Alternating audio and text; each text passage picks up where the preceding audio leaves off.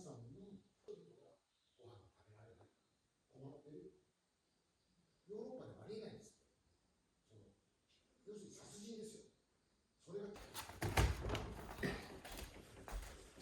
はい、この周りの天井の絵からこれ全て600年前室町時代です。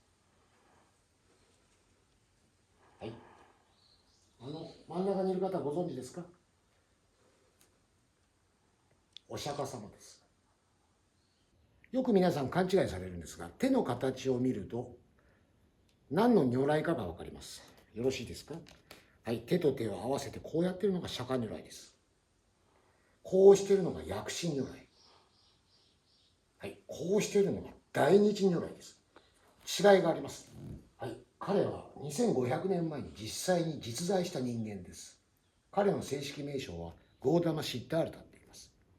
お釈迦様っていうのは部族の名前です。個人の名前ではございません。